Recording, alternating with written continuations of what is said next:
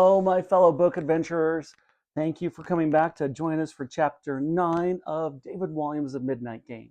Now remember, if you're liking this story, the little link up there will take you to where you can get your own copy and also find some other books that you will enjoy if you're enjoying this one. Also some other books that you might enjoy that are a lot different from this one. So click on the link, check it out, see if you can find yourself a book as well. All right, let's go ahead and let's get started with Chapter 9. B is for basement. Pacing down the brightly lit corridor outside the children's ward, it suddenly occurred to Tom that he had absolutely no idea where he was going. His new friend Sally had delayed him somewhat, and now the other 3 children were long gone.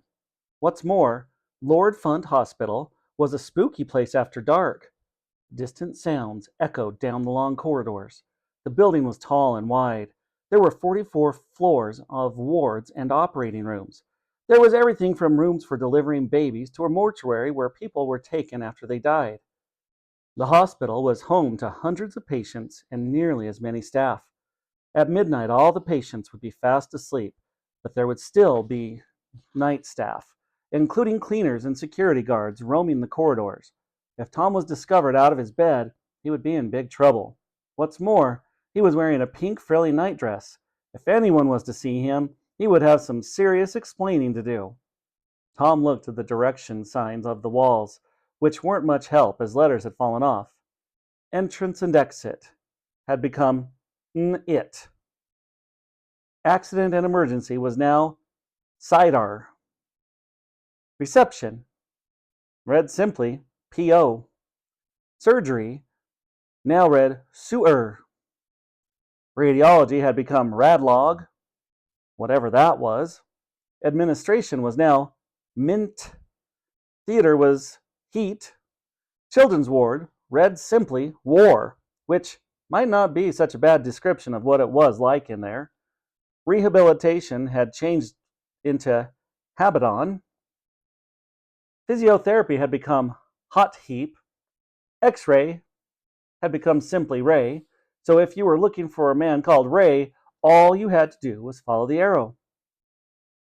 There was a sign that read If S, which Tom guessed must have been lifts at some distant point in the hospital's past, and so he followed the arrow. When he reached the lifts, Tom noticed that the arrow above the large metal shiny doors was descending rapidly. He guessed it might be where the 3 children traveling down. The boy watched as the arrow swung all the way down to B for basement. Tom gulped. It was bound to be dark in the basement, and Tom hated the dark. What's more, the thought of bumping into the porter flashed through his mind. What if Tom felt a hand on his shoulder to stop him, and when he looked around, it was the terrifying-looking man staring back at him? For a moment, the boy felt like turning back, and then realized that Sally might think he was a scaredy cat. So with some hesitation, he pushed the button and waited nervously for the lift to come. Ping! The doors opened. Ping! The doors closed. With his finger trembling, Tom pushed B for basement, and the lift trundled down into the darkest depths of the hospital. With a jolt, the lift stopped. Ping! The doors opened, and Tom stepped out into the darkness. The boy was now alone in the basement of Lord Funt Hospital. His bare feet felt the cold, wet concrete beneath him. Above him, on the ceiling, was a strip of fluorescent lights, though most had blown, meaning it was all but pitch black down here. Ping! Tom jumped. It was just the lift doors closing after him. The sound of water dripping from pipes echoed along the corridor ahead of him. Slowly, Tom made his way along it. When he came to the end, there were 4 corridors, 2 to the left and 2 to the right. It was a maze down here. The boy looked to see if he could make out any wheelchair tracks on the floor. It was hard to see anything with so little light, so Tom bent down to study the floor. At that moment, a creature brushed past his face. "Ah!" His screams echoed down the corridor. At first, Tom thought it might have been a rat, but he could just see the creature hopping off. It looked more like a bird. But if it was a bird, what was it doing all the way down here? In the dirt on the floor, Tom could see some tire marks heading down one of the corridors on the right, so he followed them. After a few paces, he could feel the stale air in the basement becoming warmer. Just up ahead was a giant furnace where the hospital's waste was being burned. Not far from that, Tom saw a huge basket on wheels. He looked inside. It was full of laundry. Above it was a small hatch. Just then, more bed sheets tumbled out of the hatch and fell into the laundry basket. The boy realized that this must be the end of a chute leading down from the wards above. Every few paces there were doors and more corridors. Tom followed the tire tracks as they snaked their way through the basement. The tracks led to a corridor that was pitch black. All the lights in this section of the basement must have been broken, thought Tom. The boy hesitated before going forward. His worst fear was the dark. Still, it seemed foolish to turn back now. He might be about to find the other children and uncover their secret midnight adventure. Slowly, Tom tiptoed forward. Soon it was so dark that he could not see his own hand in front of his face. Now he had to grope along the damp walls to find his way. Just then, clang! A deafening sound echoed down the basement corridors. It sounded like a heavy metal door being shut. Tom wondered who else might be down here with him. The porter? Frozen in fear, the boy stopped dead. He listened and listened and listened. But now all he could hear was silence. A deep dread was all but swallowed him up. Although he stood still, he felt as if he was running or falling or drowning. Tom realized that coming down to the basement alone was a terrible mistake. He had to get out of here. Right now. He began to retrace his steps, but in a panic he lost his way. Soon he was running barefoot down the corridors, the pink, frilly nightdress flapping as he went. Out of breath and still feeling woozy from his cricket ball hitting his head, Tom stopped for a moment. Then he felt something grab his shoulder. He turned around. It was a hand. "Ah!" he screamed. Chapter 10. Rabbit Dropping Roulette. "What are you doing down here?" came an angry voice. It was George. Alongside him were Amber and Robin. Tom turned around and Amber and George immediately collapsed in hysterics.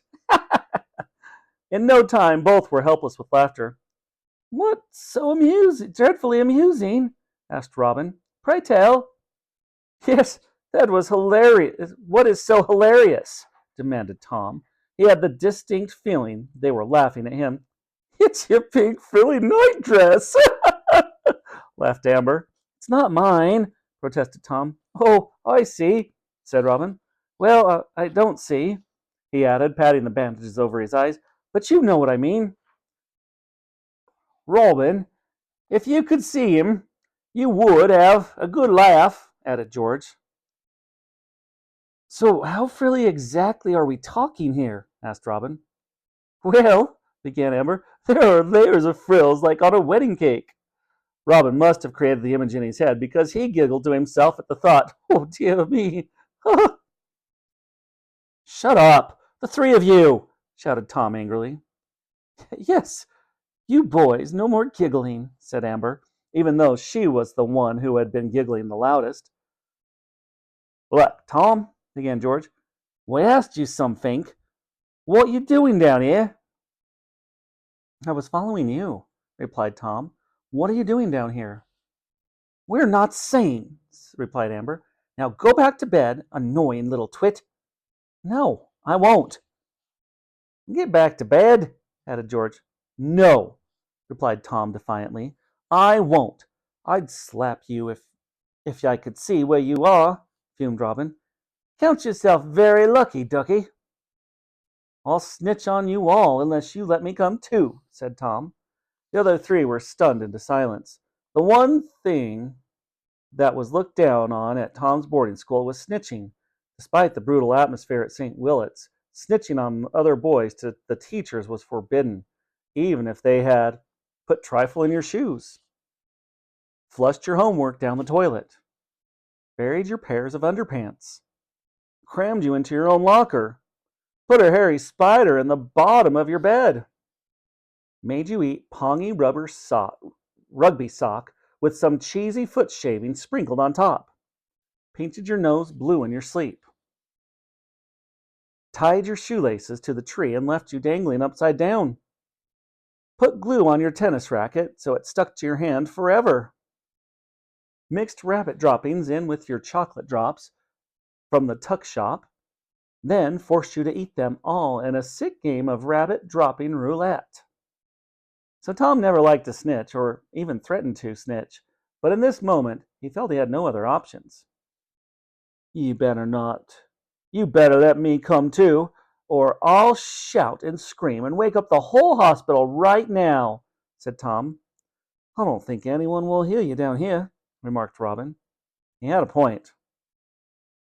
All right then, I'll take the lift, go up to the ground floor, and I'll shout and scream and wake up the whole hospital in just a couple of minutes.